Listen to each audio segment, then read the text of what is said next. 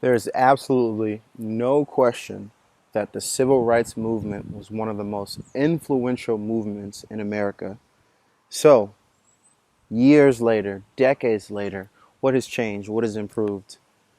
According to inequality.org, from a study 1983 to 2016, we actually see that inequality is growing worse.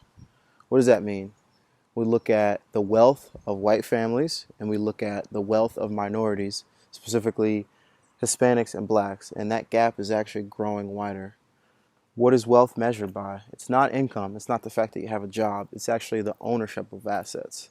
So, where does that lead us? Where does that lead me? Why am I here talking about this? And why am I here sending this message and giving you the statistics? I co founded Major Bloom along with Lori Lucienne. So the question is, how does a minority business raise funds? How does a marijuana company raise funds?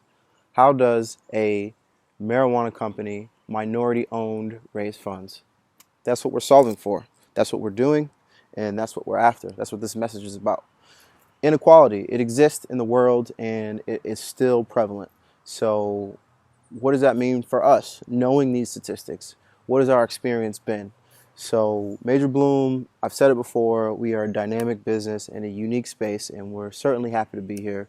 So, we do have a special permit here in Massachusetts. We do have two host agreements. What that means is we've gotten agreement from municipalities, Worcester, the city of Worcester, and the city of Attleboro, to allow us to progress to get to a special permit. And over the past year, we have worked with the city of Attleboro. We have worked with some great contractors, planners, designers, architects, civil engineers, landscape designers, basically to progress and plan for acquiring a special permit. So on Thursday, we actually closed out our special permit hearing after 5 or 6 hearings. And it's exciting. And I want to say thank you to the city of Attleboro, because little do they know, or maybe they do know, maybe they don't know, but the state of Massachusetts is one of the first states, if not the only state, to actually write in their laws and their legislation that social equity is a priority. So, looking at that broader scope, there's about 150 businesses that fit within this social equity program, and zero have been approved by the CCC, which is the governing body of marijuana here in Massachusetts. And to my knowledge, we are one of the first to fully have our application submitted, and probably one of the first to acquire a special permit. So shout out to the city of Attleboro for being a pioneer, and quite honestly, that's how we answer that question. How do we raise funds? Being innovative, being pioneers, and it's not necessarily being the first. It's about being the most sustainable and having the long-term vision, while also moving at God's speed. I say it often to my business partner, Lori Lucienne. We have to move at God's speed. So, yeah, just a big shout out to Attleboro, and anyone out there.